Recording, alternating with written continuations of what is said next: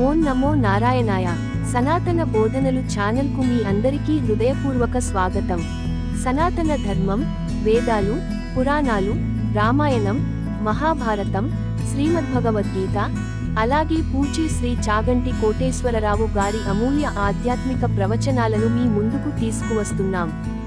ధర్మాన్ని తెలుసుకుందాం, దైవాన్ని సేవిద్దాం, జీవితాన్ని సార్థకం చేసుకుందాం. గురించి చెప్తూ పక్కనే సాబూరి గురించి కూడా బాబా గారు ప్రస్తావన చేశారు. సాబూరి అనేటటువంటి మాట చాలా గంభీరమైనటువంటి మాట వాడారు, చాలా లోతైనటువంటి భావన కలిగిన మాట వాడారు. దేనికి సాబూరి అసలు అంటే, సాబూరి అంటే సహనము. సహనము అంటే దేనికి సహనం? సహనం అంటే ఓర్పు. అవన్నీ పర్యాయ పదాలు, ఇంచుమించు దగ్గరగా అర్థం వచ్చేటటువంటి మాటలు. లేదా వేచి ఉండుట, లేదా తొట్టుపాటు పడకుండుట, లేదా తనకున్నటువంటి విశ్వాసాన్ని మధ్యలో వదలకుండా ఉండుట, లేదా నిరీక్షించుట, లేదా ప్రయోజనము సిద్ధించే వరకు కూడా ఉండగలుగుట. ఇవన్నీ దానికి పర్యాయ పదాలుగా అర్థాన్ని సూచిస్తాయి. అయితే మనకు ఒక అనుమానం వస్తుంది. ఒక గురువు ఉన్నారు, ఆ గురువు పట్ల ఒక శిష్యుడికి ఒక గురి ఏర్పడింది. అసలు ఈ రెండో అనుమానం ఎందుకు? ఆ గురి ఉంటుందా, అది అలా నిలబడుతుందా, ఓర్పుతో అలా ఉంటాడా ఫలితానికి? ఈ మాట ఎందుకు వాడవలసి వచ్చింది అసలు బాబా గారు సాబూరి అన్న మాటని? అంటే మీకు ఒక యథార్థమైన విషయాన్ని నేను ఇక్కడ విజ్ఞాపన చెయ్యాలి. విశ్వాసము అనేది ఏర్పడడం ఒకప్పుడు ఏర్పడచ్చు. ఏర్పడినటువంటి విశ్వాసం రెండు కారణాల చేత పోతుంది. బాగా జ్ఞాపకం పెట్టుకోండి. ఇది ఉపాసనా సంబంధమైనటువంటి రహస్యం. దీన్నంతటినీ కలిపి 3 అక్షరాల్లో పెట్టేశారు బాబా గారు. అమ్మాయి ఇది నా దగ్గర పుచ్చుకున్నారు, ఆగిపోయిసా అన్నారంతే. 2 కారణముల వల్ల మీ విశ్వాసము చెడిపోతుంది. మీరు భగవంతుణ్ణి విశ్వసించారు. కొన్ని గురువుని పక్కన పెట్టండి, నేను గురువు అనేటటువంటి పదం అవమానింపబడడానికి నేను వ్యతిరేకిని, అందుకని ఉదాహరణకి కూడా నేను దాన్ని వాడను. భగవంతుడు నన్ను క్షమించుగాక చెప్పవలసి వచ్చినందుకు ఈ ఉపమానం వాడినందుకు. మీరు భగవంతుని యొక్క స్వరూపాన్ని విశ్వసించారు, ఈశ్వరుడు ఉన్నాడు అని నమ్మారు. నమ్మి మీ జీవితాన్ని ఈశ్వరాభిముఖంగా నడిపించుకుంటున్నారు. అంతేగా ఉపాసన అంటే. ఉపాసన అంటే ఏమిటి? ఉపాసన అంటే భగవంతుడు ఉన్నాడు అని నమ్మి మీకు వస్తున్నటువంటి ప్రతి విషయాన్ని, మీరు చేస్తున్నటువంటి ప్రతి కర్మని ఈశ్వరార్పణగా నడుచుట. ఏ ఫలితం రానివ్వండి, ఈశ్వరుడు నాకు ఇది ఇచ్చాడు అని మీరు నమ్మి ఉండగలుగుట. అలా ఉంటే మీరు ఉపాసనా మార్గంలో ఉన్నట్టు, మీరు భగవంతుణ్ణి నమ్మి ప్రవర్తించినట్టు. దానికే ఉపాసన అని పేరు. హనుమ, నేను 100 యోజనముల సముద్రాన్ని దాటతాను. ఎలా? యథా రాఘవ నిర్ముక్త శరశ్వసన విక్రమ గచ్చే తత్వత్గమిష్యామి లంకాం రావణ పాలితాం. రామచంద్రమూర్తి యొక్క బంగారు కోదండము నుంచి వినిర్ముక్తమైన బాణం ఎలా వెడుతుందో అలా వెడతాను. బాణందా శక్తి, విడిచిన రాముడిదా శక్తి. రామశక్తి బాణంలో ప్రవేశించి వెడుతోంది. అలా నేను ఏది పొందనివ్వండి, ఒక పని చేశాను, కోటేశ్వరరావు గారు చేశారు అంటారు, కానీ లోపల నేను నమ్మను. ఈశ్వరుడు నా చేత చేయించాడు, నేను మార్చుకుంటాను. ఎలా? మీరు కోటేశ్వరరావు గారు చేశారు అంటే ఉదాహరణ నా మీద పెట్టుకుని చెప్తాను, ఘనతకి చెప్పుకోవడం లేదు. నేను వెంటనే లోపల అనుకుంటాను, ఈశ్వరా నువ్వు నా చేత ఈ పని చేయించి నన్ను కృతార్థుడను చేసితివి అంటాను. ఇప్పుడు నేను ఎక్కడున్నట్టు? ఉపాసన మార్గమునందున్నట్టు. ఎందుకని? అలాగే మీరు నన్ను రేపు తిట్టచ్చు దేనికైనా, కోటేశ్వరరావు గారు ధూర్తుడు, ఈ పని చేశాడు అని ఒకరు అనొచ్చు. అప్పుడు నేను, ఈశ్వర, ఏ జన్మలోనో నేను చేసినటువంటి పాపము ప్రజలు నన్ను సక్రమముగా అర్థము చేసుకోలేక నన్ను నిందించుట అన్న చర్యల వలన పోయినది. ఇప్పుడు ఏమైంది? నా పట్ల వచ్చిన దూషణ కానీ నాకు వచ్చిన భూషణ కానీ రెండూ సమానంగా ఈశ్వరార్పణం అయిపోయి తప్పించి అందులో నా ప్రమేయం నేను ఎప్పుడూ పెట్టుకోలేదు. పెట్టుకోకుండా వెళ్ళగలగడం ఉపాసన మార్గం. ఇది 2 కారణముల వల్ల చెడిపోతుంది. ఇలా చెడిపోవడమే సబూరి, పాడైపోవడం అంటారు. ఇదే ఆయన సబూరి అన్న మాటలో వాడారు. ఎందుకు పాడైపోతుందండి విశ్వాసం? ఉపాసన ఎందుకు దెబ్బతింటుంది? మొట్టమొదటి కారణం ఎందుకు దెబ్బతింటుందంటే, మీ కామ్యం వల్ల దెబ్బతింటుంది. భగవంతుణ్ణి ప్రార్థన చేయడం మొదలుపెట్టినటువంటి ప్రతివాడు కామ్యకర్మ చేయడం మొదలు పెడతాడు. మొదట ఏదో కోరిక, దిక్కుమాలిన కోరిక, మనుష్య ఉపాధిలో ఉన్నాడు కదా, అందుకని రజోగుణ తమోగుణములని 2 గుణముల యొక్క ప్రకోపం వస్తుంది లోపల. వస్తే ఓ కోరిక పట్టుకుంటుంది, నాకు ఈ కోరిక తీరాలి, ఆ కోరిక తీరాలి అని భగవంతుడికి విజ్ఞాపన చేస్తాడు. అది యుక్తాయుక్త విచక్షణ ఉండదు. మనిషికున్న గొప్పతనం ఏమిటంటే, ఈ కోరిక పొందడానికి నేను అర్హుడనా అర్హుడను కానా, ఈ విచక్షణ వాడికి ఉందనుకోండి, వాడు చాలా ఉత్తముడై కూర్చుంటాడు. అసలు ఈ విచక్షణ ఉండదు. ఈ విచక్షణ లేకుండా ప్రపంచంలో ఉన్నవన్నీ నాకు కావాలి, పిచ్చి పిచ్చి కోరికలన్నీ ప్రారంభం అవుతాయి. ఈ కోరిక ప్రారంభమై ఈశ్వరుడి దగ్గర చెప్తాడు. ఎందుకని అంటే వీడికి ఒక అలవాటైంది, నేను భక్తుణ్ణి, నేను రోజు పూజ చేస్తాను, నేను గుళ్ళోకి వెడతాను, కాబట్టి నేను భక్తుణ్ణి. నేను భక్తుణ్ణి అనడానికి కావలసినటువంటి లాంఛనములను కొన్నింటిని నేను ధరించాను. ఏదో నేను విభూతి పెట్టుకుంటున్నాను, నేను బొట్టు పెట్టుకుంటున్నాను, నేను రుద్రాక్షలు వేసుకుంటున్నాను, నేనేదో ఇలా ఉపాసన చేస్తున్నాను, కాబట్టి నేను పరమభక్తుణ్ణి. అందుకని ఏం చెయ్యాలి? ఇప్పుడు భగవంతుడు నన్ను కాపాడాలి. కాపాడడం అంటే ఏమిటి? నా కోరిక ఏ కోరికలున్నా ఈశ్వరుడు తీర్చాలి. ఇప్పుడు ఈశ్వరుడు మీ ముంగిట ఉన్నటువంటి ఒక పాలేరు మీ దృష్టిలో. ఎందుకనంటే మీ కోరికలన్నీ తీర్చాలి. వ్యాసుడు అన్నాడు, లలితా సహస్రం అంతా చెప్పి వాంఛితార్థ ప్రదాయిని అన్నాడు. ఎంత గమ్మత్తైన మాట వాడాడో చూడండి. యోగ్యమైన కోర్కెలను ఇచ్చుదానా అన్నాడు. వాంఛితార్థ ప్రదాయిని అంటే కోరిన కోరికలు ఇస్తుందని కాదు, మీకు ఏది యోగ్యమో అది ఇచ్చు తల్లి అన్నాడు. ఎంత గమ్మత్తైన మాట వేసేశారో చూడండి. మీరు ఏ కోరికలు కోరితే ఆ కోరికలను ఇచ్చు తల్లి అని ఆయన అనలేదు. అలా అయితే కామదా అనాలి. ఎందుకు ఆ మాట అనడం అంటే, చిన్నతనంలో పిల్లవాడు చెయ్యకూడనటువంటి పనులు కొన్ని ఉంటాయి. వాడికి తెలియదు ఈ పని చెయ్యకూడదు అని, వాడికి విచక్షణ ఉండదు. అందుకని వాడు ఏం చేస్తాడంటే, ఆ చెయ్యకూడనటువంటి పనిని నేను చేస్తాను అని సరదా పడుతుంటాడు. వాడికి పుస్తకాలు తీసి చదువుకోవాలని ఉండదు. అస్తమానం టీవీ చూద్దామని ఉంటుంది. అస్తమానం టీవీ పెట్టు కూర్చుంటాడు. అమ్మ అంటుంది, ఇప్పుడు టీవీ పెట్టకు, ఇప్పుడు పరీక్షలు, నువ్వు చదువుకో అంటుంది. ఇవి రెండు పరస్పర విరుద్ధమైన విషయాలు. వాడు చదువుకుంటే ఉన్నతిలోకి వస్తాడు, అమ్మకి తెలుసు. వాడికి ఇప్పుడు టీవీ చూస్తే వాడు సుఖంగా ఉంటాడు, వాడికి తెలుసు. వాడికేం కావాలి? టీవీ కావాలి. అమ్మకేం కావాలి? వాడు వృద్ధిలోకి రావడం కావాలి. నువ్వు టీవీ చూడకు అని అమ్మ చెప్తుంది. వాడి ఇంద్రియములకు వశుడయ్యాడు. ఇప్పుడు వాడి కంటికి టీవీ కావాలి. అందుకని అజ్ఞానంతో వాడు టీవీ చూస్తానంటాడు. 2 మార్లు చెప్తుంది, 3 మార్లు చెప్తుంది. అమ్మ ఏం చేస్తుందంటే చెవి మెలేసి లాగి 2 లెంపకాయలు కొట్టి టీవీ కట్టేసి గదిలోకి తీసుకెళ్లి కూర్చొని చదువుకో అని తలుపేస్తుంది. వాడికి వెంటనే ఏమొస్తుంది చెప్పండి? మా అమ్మ పరమ పూజనీయురాలు, మా అమ్మ నన్ను ఇలా చెవి మెలిపెట్టి టీవీ కట్టేసి గదిలో కూర్చోపెట్టబట్టి కదా నేను చదువుకుంటున్నాను. ఆహా, మా అమ్మ ఇలా చేయకపోతే నేను ఎంత పాడైపోతున్నాను అని వాడు అంటాడా? మీరు ఒకసారి ఆలోచించండి. భార్య భర్త మీద కూడా అలాగే ఉంటుంది, భర్త భార్య మీద కూడా అలాగే ఉంటాడు. ఎంత వయస్సు వచ్చినా జ్ఞానం లేకపోతే శిక్ష రూపంలో వస్తున్నటువంటి అనుగ్రహాన్ని గుర్తించుకోలేక అమ్మ మీద కోపం, ఆ కళ్ళిలా నులిమేసుకుంటూ, అవును టీవీ నాకైతే కట్టేస్తుంది, వీళ్ళు మాత్రం చూడొచ్చు 9 వరకును, నేను మాత్రం చూడకూడదు. అమ్మ ఎందుకు చూడొద్దంటే వాడికి అనవసరం, వాడు నింద చేస్తాడు. ఎందుకని? తన కోరిక తీరలేదు. ఓ పిల్లవాడు అజ్ఞానంతో ఎలా తల్లిని నింద చేస్తాడో, భక్తుడైన వాడు పరమాత్మని కూడా అలాగే నింద చేస్తాడు. ఎందుకు? వాడి కోరిక తీరలేదు. ఇందులో మళ్ళీ సాబూరిలో గొప్పతనం ఏమిటో తెలుసా అండి? ఇందులో మళ్ళీ ఓ గమ్మత్తు ఉంటుంది. వ్యభిచారము అన్నారు శాస్త్రంలో. భక్తి వ్యభిచారం ఒకటి మొదలు పెడతాడు. ఏమిటా భక్తి వ్యభిచారం అంటే, నేను పార్వతీ పరమేశ్వరుల్ని పూజ చేశానండి కొంతకాలం, పూజ చేస్తే నా కోరికలు తీరలేదు, అందుకని ఏమండి ఇంకో దేవుడు ఎవరైనా ఉన్నాడా? ఇంకో దేవుడు ఎవరైనా ఉపాసన చేస్తే నా కోరికలు తొందరగా తీరుతాయా? నేను అటువైపుకి వెళ్ళిపోతాను అంటే ఇంకో అజ్ఞానుడు ఉంటాడు. వీడికి వాడి అజ్ఞానం తోడవుతుంది. వాడెంత లేకి మాట మాట్లాడతాడంటే భగవంతుడి గురించి, ఈ దేవుణ్ణి వదిలేయి, ఆ దేవుణ్ణి పట్టుకుంటే ఆయన కోరికలు తీర్చడంలో ఆయనే సాటి, ఆయన కోరికలు బాగా తీరుస్తాడని చెప్తాడు. వెంటనే వీడు ఏం చేస్తాడంటే, ఈ విగ్రహాలు మూట కట్టేసి తేరగా శివాలయాలు అవి దొరుకుతాయి, తీసుకెళ్లి ఎవడూ చూడకుండా తెల్లారకట్ట అక్కడ పెట్టేస్తాడు. ఈ చండీశ్వరుడి దగ్గర పెట్టేసి ఈ కొత్త విగ్రహం ఒకటి కొనుక్కొస్తాడు, అది పెడతాడు ఇక పూజా మందిరంలో పెట్టి, ఇంకా అది మొదలు పెడతాడు. ఆ నామం, ఆ మూర్తి, అవి కొన్నాళ్ళు చేస్తాడు. వీడి కర్మ ఫలితాన్ని ఎవడు తీసేస్తాడు? అందుకని చెప్పి అక్కడ ఏం కలిసి రాదు వీడికి. మళ్ళీ 3వ వాడోడు దొరుకుతాడు, మళ్ళీ వాడోటి చెప్తాడు.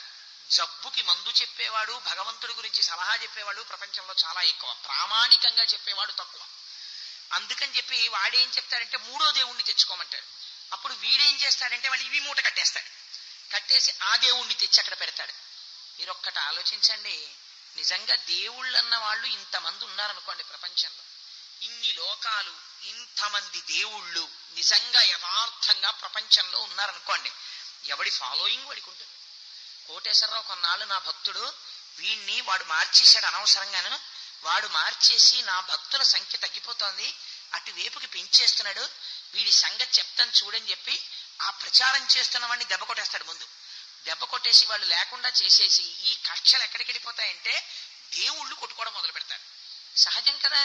మరి అలా చూస్తూ ఊరుకుంటాడండి, ఎవరు లేకుండా పోతేను వాళ్ళు కొట్టుకుంటారు. కొట్టుకుంటే ఏమైపోతుందంటే పురాణాలు వేదాలు ఇవన్నీ ఎక్కడికెడతాయంటే దేవుళ్ళ యుద్ధాలకు వెళ్ళిపోతాయి. ఎంత అమాయకత్వం చూడండి. ఇదో వ్యభిచారం. తన భార్య ఇంట్లో ఉండగా వేరొక స్త్రీ దగ్గరికి వెళ్ళిన వాడు ఎంత బుద్ధిహీనుడో అంత బుద్ధిహీనుడు భగవంతుని యొక్క ఒక స్వరూపాన్ని విడిచిపెట్టి ఇంకొక స్వరూపాన్ని ఆరాధన చేస్తానన్నవాడు. శాస్త్రం అలా చెప్పలేదు. పూజ చేస్తే శాస్త్రం ఏం చెప్పిందంటే నువ్వు ఎవరిని పూజ చేస్తున్నావో వారిలో సమస్త దేవతలని దర్శనం చెయ్యమని చెప్పింది. అలా సమస్త దేవతలని నీ ఆరాధనామూర్తి యందు చూచుట, వీడి కన్నవాడు భిన్నము కాదు అనుట జ్ఞానం. అలా కాకుండా ఒక్కొక్కడు ఉంటాడు, వాడికి ఎంతసేపు భయం ఏమిటంటే వాడు నియమం పెట్టుకుంటాడు, రోజు 5 గుళ్ళు చూడాలి. నేను చాలా మందిని చూశాను ఇలాంటి వాళ్ళని. 5 గుళ్ళు చూడాలి. వాడు ఆ రోజున ఏ కారణం చేతో 3 గుళ్ళ దగ్గరికి వెళ్ళిన తర్వాత పెద్ద వాన మొదలవుతుంది. మొదలైతే మరి ఆ వానలో ఎలా పెడతాడు? 4వ గుడికి 3వ గుళ్ళు నించుంటాడు. 10 అయిపోతుంది టైం, ఆఫీస్కి వెళ్ళిపోవాలి. అందుకని వాడు ఏం చేస్తాడంటే 4వ గుడికి వెళ్ళడానికి కుదరలేదు, ఇంటికి వెళ్ళిపోయాడు. ఇంటికి వెళ్ళిపోయి ఆఫీస్కి వచ్చేసాడు. కానీ వాడికి మనసులో అనుమానం, 3 దేవుళ్ళు చేసే మేలు కన్నా వెళ్ళని 2 దేవుళ్ళు వీడిని పాడు చేసేస్తారు ఇవాళని.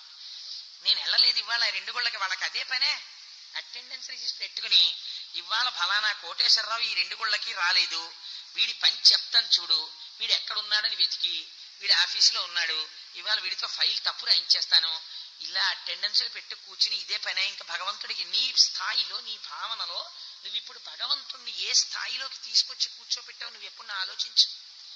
నీ దృష్టిలో భగవంతుడు అంటే ఒక శాడిస్ట్. నీ దృష్టిలో భగవంతుడు అంటే ఈయన్ని తీసేసి ఆయన ఎట్టేస్తే ఆయనకి తెలియదు, ఈయన సంతోషిస్తాడు, వాడిని బలే తీసాడరా నన్ను ఎట్టాడని ఈయన వీడి కోరికలు తీరుస్తాడు. ఇంతకన్నా హీనమైన ఆలోచన ప్రపంచంలో ఇంకోటి ఉంటుందా? ఇవన్నీ బాబా గారు తన నోటితో చెప్పకుండా సాబూరి అన్నారు. అందుకే ఉపాసన అనేటటువంటి దాన్ని మొదలు పెడితే ఎలా వెళ్ళాలి ఉపాసన అంటే బుద్ధి వికసనమునకు తోడ్పడాలి ఉపాసన. నీకు ఎప్పుడు అదే పనిగా ఇంకా కలిసి వచ్చేయడమే పని అనుకోకూడదు. లాటరీ టికెట్ కడితే నాకు లాటరీ తగిలేయాలి, లాటరీ తగలలేదనుకోండి ఇంక నన్ను భగవంతుడు ఏం కాపాడాడంటే నాకు లాటరీ తగలద్దా, నాకు లాటరీ తగలలేదు, నన్ను దేవుడు చూసినట్టే. ఇంత రామాయణం చెప్పాను, నా పేరు మీద ఓ టోకెన్ తీసుకెళ్లి డబ్బాలో వేశాను, నాకు తగలలేదు, రామాయణానికి రానికి వాడికి తగిలేసింది, ఏం కష్టాడు రాముడు, ఇంకెప్పుడు చెప్పను రామాయణం అన్నాను అనుకోండి నేను బుద్ధిహీనుణ్ణి. అదేమిటి నీకు లాటరీ తగిలించడానికి రాముడు ఉన్నాడు? అందుకు కాదు, రామాయణం చదువుకుంటే నీ ప్రవర్తన ఉద్ధరింపబడాలి. ఇలా కాకుండా హేయమైనటువంటి కోరికలు పెట్టుకుంటారు. అసలు కోరిక కోరడం అంతటి దౌర్భాగ్యమైనటువంటిది ఇంకొకటి లేదు. నీ తల్లిని నీ తండ్రిని నువ్వు కోరిక కోరక్కర్లేదు. నువ్వు ఏ కోరిక కోరకపోయినా నిన్ను పొదివి పట్టుకోవడమే నీ తల్లిదండ్రులకు తెలుసు. అయినప్పుడు నువ్వు భగవంతుణ్ణి పూజించి నువ్వు పైకొచ్చేయి. అందుకే మన పెద్దలు ఒక మాట చెప్తారు, ఏ పని చేసినా ఏం చేస్తావు, సర్వం శ్రీ ఉమామహేశ్వర పరబ్రహ్మార్పణమస్తు, లక్ష్మీనారాయణ పరబ్రహ్మార్పణమస్తు, సాయినాథ పరబ్రహ్మార్పణమస్తు. నువ్వు ఎవరిని భగవంతుడిగా కొలుస్తున్నావో వారికి అర్పణ చేసేసి పైకి రా. వస్తే వాడు నిన్ను రక్షించుకుంటాడు. రక్షించుకుంటాడన్నది శ్రద్ధ, ఓర్పు, సాబూరి. ఇందులో మీ కోరిక తీరలేదు, ఏదో ఒక కోరిక తీరలేదు, మీరు నిజాయితీగా ఇలా గుండెల మీద చెయ్యేసుకు చెప్పండి, సాయిబాబా గారిని పూజ చేసిన వాళ్ళందరూ కోరిన కోరికలు అన్నీ తీరిపోతాయా? ఒక్క నాటికి తీరవు. నేను యథార్థం చెప్తున్నాను, అన్ని కోరికలు తీరవు. అలా తీర్చడం అన్నది జరగదు. వాంఛితార్థ ప్రదాయిని, కొన్ని కోరికలే తీరుస్తారు. అయితే మీకు ఒకటి చెప్తున్నాను, తీరేటప్పుడు కొన్నిసార్లు భగవంతుడు మీకు చేసిన ప్రయోజనము మీకు తెలియవలసిన అవసరం కూడా లేదు, తెలియదు కూడా. ఒకనాడు మీకు తెలియదు, పెద్ద ప్రమాదం మీకు జరగాల రోజున. ఈ సందులోకి మీరు వెళ్ళాలి, వెడితే ఆ సందులోంచి ఇరుకు సందులోంచి అటువైపు నుంచి వస్తున్న ట్రాక్టర్ తొట్టి మీ తలకి తగలాలి. కానీ మీరు ఆ రోజున భగవదార్చన చేసి ఈశ్వరుడున్నాడు అని మీరు నమ్మి బయటికి వెళ్ళారు.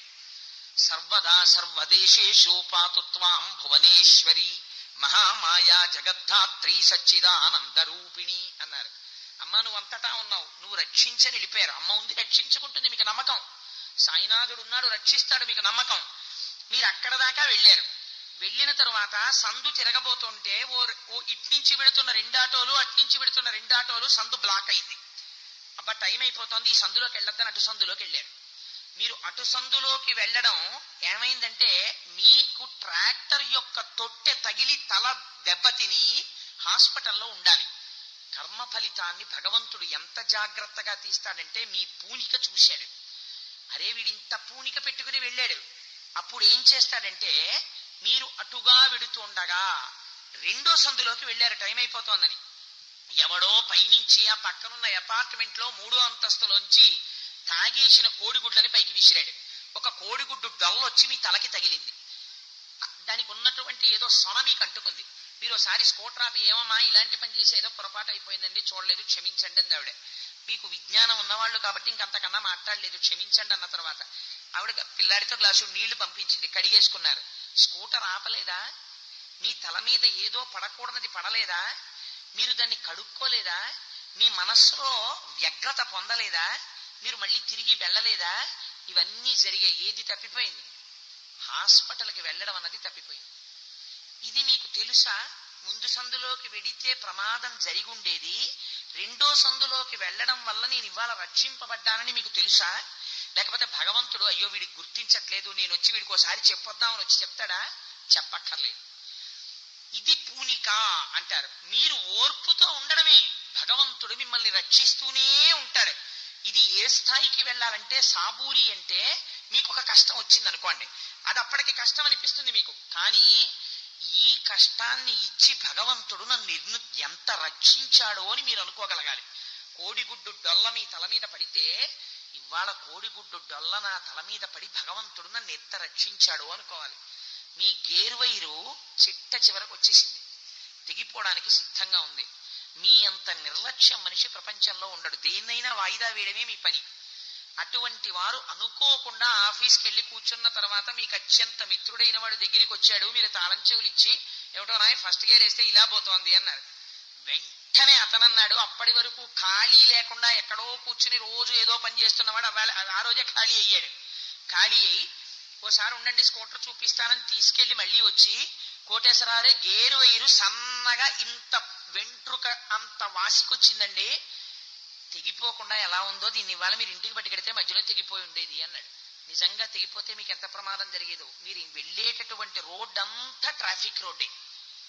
ఏమో ఆ క్షణంలో భగవంతుడు మీకు స్కూటర్ తాళాలు అతనికి ఇప్పించడం ఏమిటి, ఆ స్కూటర్ వైరు బాగుపడిపోవడం ఏమిటో, స్పేర్ వైరు కూడా బ్యాగ్లో పెట్టించుకొచ్చాడు, తాళాలు ఇచ్చాడు. ఇప్పుడు ఎవరు రక్షించారు చెప్పండి? మీకు తెలియాలా రక్షింపబడుతున్నారని? తెలియక్కర్లేదు, రక్షింపబడుతూనే ఉంటారు.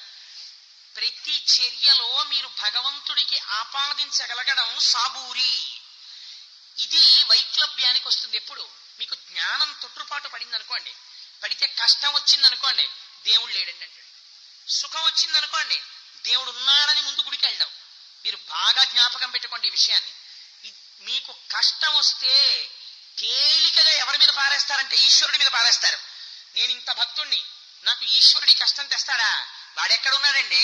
లేడు దేవుడు అంటాడు అంతే. వెంటనే మీకు సుఖం వచ్చింది, వెంటనే ఇది నాది కాదు, నాకు ఈశ్వరుడు ఇచ్చాడు ఈ సుఖాన్ని అని ఉన్నవారు ఉన్నట్టు కాళ్ళు కడుక్కుని అపవిత్ర పవిత్రో వా సర్వావస్థ అంగతోపి వా యస్మరేత్ పుండరీకాక్షం సభాష్యాభ్యంతర శుచి పుండరీకాక్ష పుండరీకాక్ష పుండరీకాక్ష అనుకుని స్నానం కూడా చెయ్యకుండా ఉన్నవారు ఉన్నట్టు వెంటనే దేవాలయంలోకి వెళ్ళి స్వామి నాకు ఇంత మేలు చేశావు అను మీ పూజా మందిరంలోకి వెళ్ళి సాష్టాంగ నమస్కారం చేసి ఈశ్వర నాకు ఇంత మేలు చేశావనో మీరు అనగలుగుతున్నారా?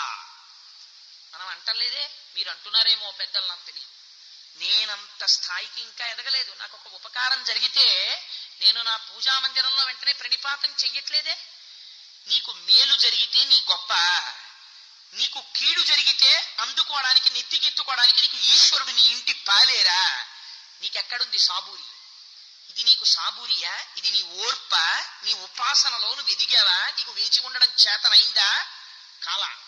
సాయిబాబా గారు తన గురువుని 12 సంవత్సరాలు అనుగమించారు.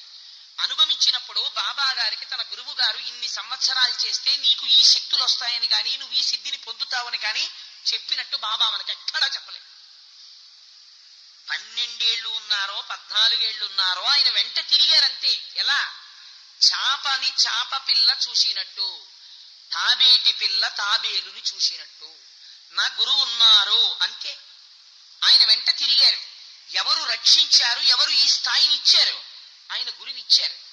ఈ 12 ఏళ్లలో అయ్యా 8 ఏళ్ళు అయిపోయిందండి, మీ వెంట తిరిగానండి, నాకేం వచ్చిందండి, నాకేం రాలేదండి, నన్ను ఎవరు గౌరవించారు, నన్ను ఎవరన్నా తీసుకెళ్లి సన్మానం చేశారా, సత్కారం చేశారా, నాకట్టు ఎవరైనా శిష్యులు ఉన్నారా, ఏమి ఎదిగాను సార్, మీ చుట్టూ తిరిగి 8 ఏళ్ళు అయిపోయింది, ఫలానా ఆయన చుట్టూ 3 ఏళ్ళు తిరిగి శిష్యరికం చేశారు ఒక ఆయన, ఇప్పుడు చూడండి ఆయన ప్రభ ఎలా వెలిగిపోతోందో, నిజంగాను ఆయన్ని ఎంత గౌరవిస్తున్నారో అని బాబాగారు ఎప్పుడైనా అడిగారా?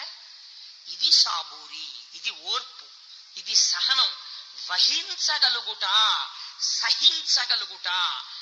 ఈ మధ్యలో తొట్టుపాట్లు వచ్చినా కూడా మీరు ఎదగగలగాలి. మీరు ఒక్కటి జ్ఞాపకం పెట్టుకోండి.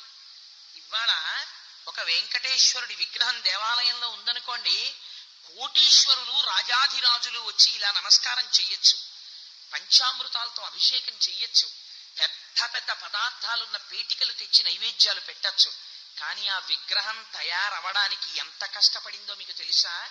అదొక రాయి కొన్ని వందల సంవత్సరములు నీటిలో నానిపోతే అనేక చేపలు పీతలు కప్పలు వచ్చి ఆ రాయి కింద దూరితే ఎవరో ఒక స్థపతి దాన్ని చూసి, బాగా నీటనానిన రాయిరా, ఇది పనికొస్తుందిరా విగ్రహం చేయడానికని ఏ పీఠాధిపతికో చెప్తే, ఆహా అటువంటి శిల అయితే అందులోంచి చెక్కవయ్యా అంటే ఆ శిలకి తాళ్లు కట్టి ఒడ్డుకు లాగి దాన్ని ఎండిపోయేంత వరకు ఉంచి, లోపల ఎక్కడ నీరు ఉండిపోకూడదు విగ్రహంలో, నీరంతా ఆవిరైపోయేంత వరకు ఎండలో పారేసి దాన్ని ఈడ్చుకొచ్చి ఉలులు పట్టుకొచ్చి శిల్పులు చెక్కేటప్పుడు ఆ రాయి మీదే కూర్చుని ఒక బొడ్డు చెక్కుతూ ఉంటారు.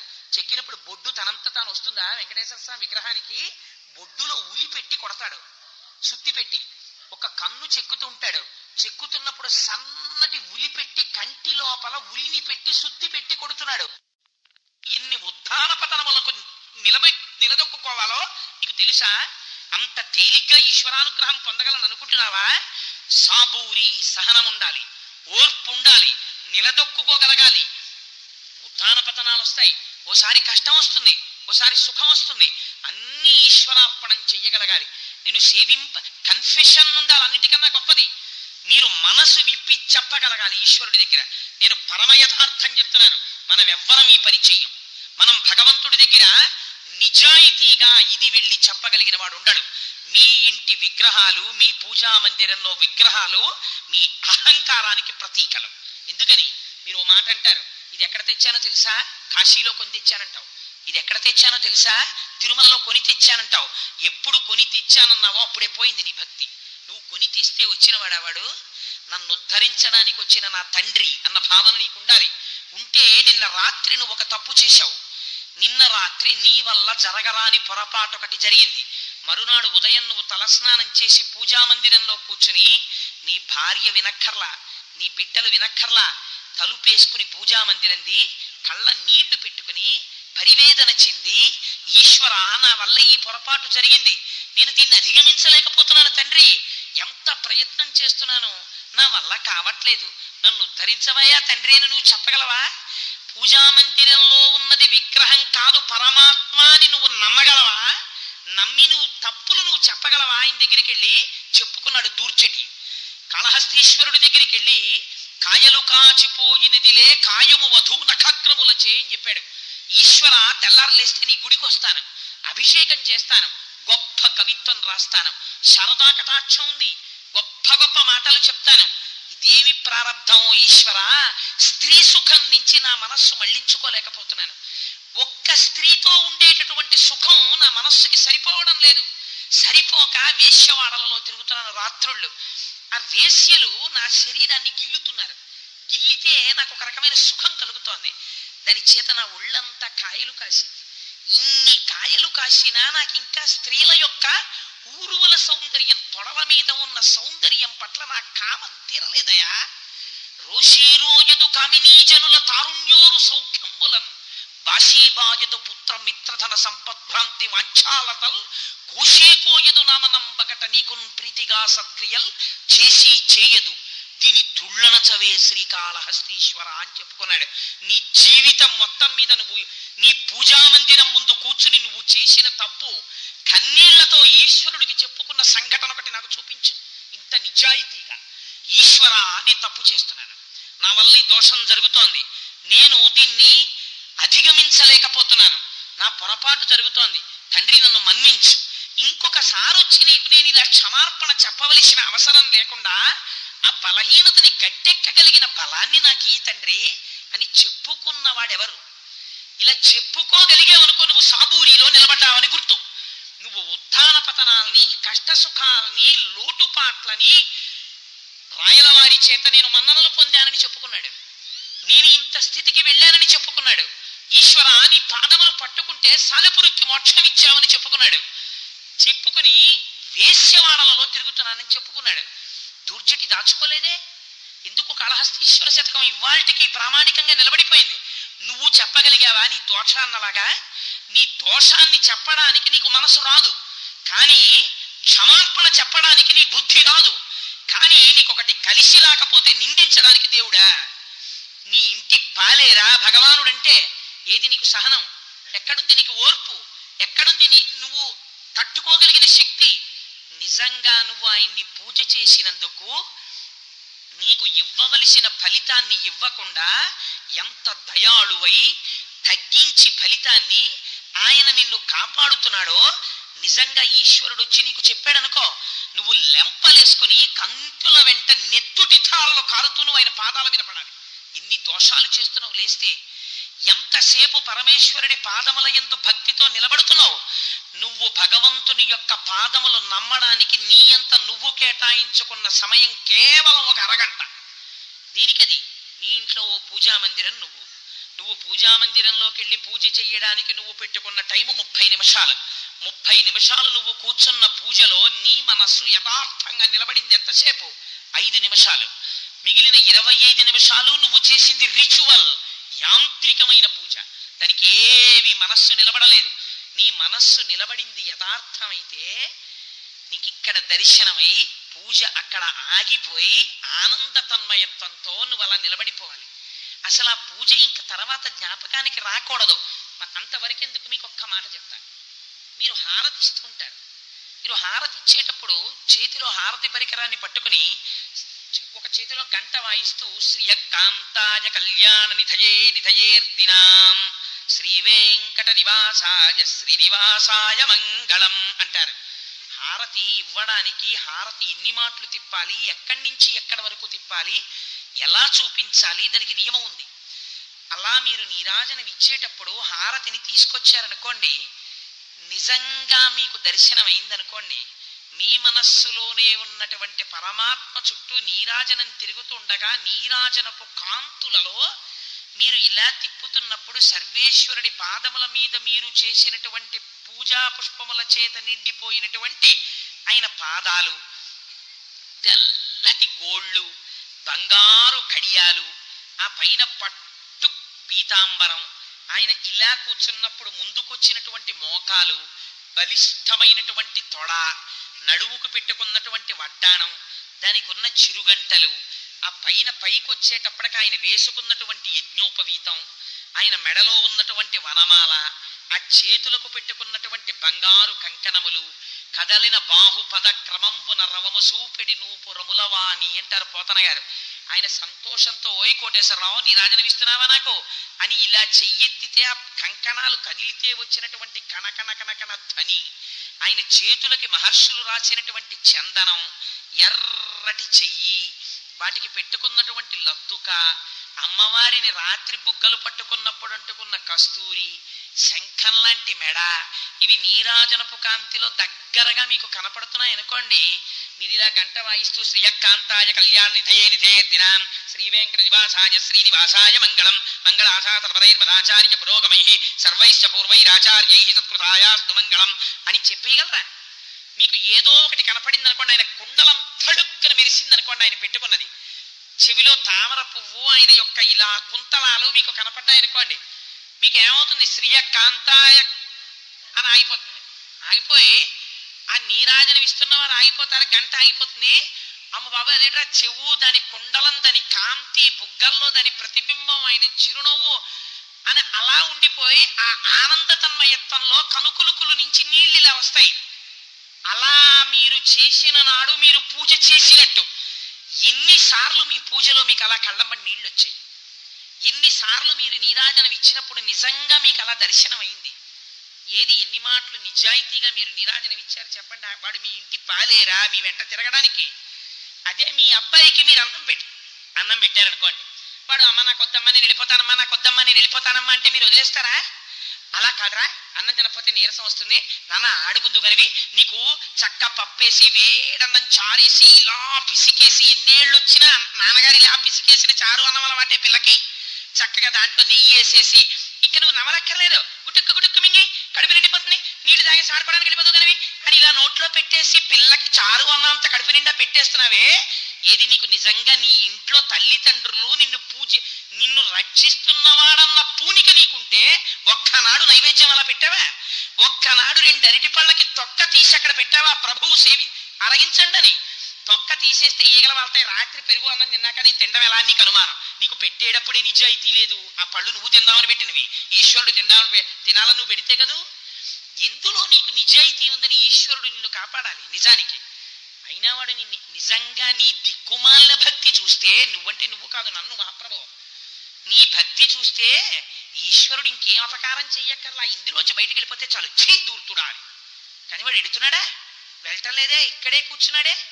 కూర్చుని ఉంటే వాడి నిజంగా నీ జీవితంలో చిన్న కష్టం వచ్చిందనుకో, వస్తే ఈశ్వర గతంలో నేను ఎంత పాపం చేశానో, అందుకని నా ఎంత అనుగ్రహంతో తండ్రి అమ్మ చిన్నతనంలో కొట్టినట్టు, నాన్నగారు దెబ్బలాడినట్టు, నా ఉద్ధతి కోసం, నా ఉన్నతి కోసం, నన్ను మంచి మార్గంలో పెట్టడం కోసం పెద్ద కష్టం పెడితే తట్టుకోలేనని ఈ చిన్న కష్టంతో తీసేసావా తండ్రి, నేను ఎంత కృతజ్ఞుడనై ఉండాలయ్యా అంటాడు.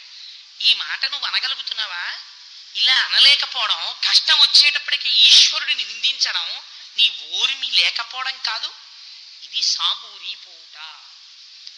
పూజ చేసేవాడికి, ఉపాసన చేసేవాడికి పూనికతో పాటు ఉండవలసినది ఈ ఓర్మి. అప్పుడే నీకు నిజంగా భగవంతుని యందు భక్తి ఉంది అని గుర్తు. అందుకే బాబా గారి 2 మాటలు వాడారు, సాబూరిని అలవాటు చేసుకో. కాబట్టి ఇప్పుడు మొదటిది శ్రద్ధ దేని వల్ల పోయింది? నీ తుచ్చకామ్యం వల్ల పోయింది. తుచ్చకామ్యము నీది అని గుర్తిస్తే దానికి విరుగుడు నువ్వు క్షమార్పణ చెప్పాలి. నువ్వు చెప్పలేదు, పొరపాటు తీసుకెళ్ళి ఆయన నెత్తి మీద పెట్టావు, భక్తి వ్యభిచారం చేశావు. ఇన్ని దోషాలు ఎవరివి? నీవి. ఈశ్వరుడివా నీవే? నీవి. కాబట్టి ఇక్కడ పోయింది సాబూరి. మరి రెండోది ఎక్కడ పోతుందండి? రెండో కారణం ఉందన్నారు కదా మీరు. ఏమిటి రెండో కారణం? అంటే నిజంగా ఈశ్వరానుగ్రహం నీకు కలిగింది, నువ్వు ఉపాసన చాలా జాగ్రత్తగా చేస్తున్నావు. కష్టం వచ్చినా ఈశ్వరుడు, సుఖం వచ్చినా ఈశ్వరానుగ్రహమే. ఏది జరిగినా తండ్రి నీ అనుగ్రహమయ్యా అని భక్తితో నిలబడ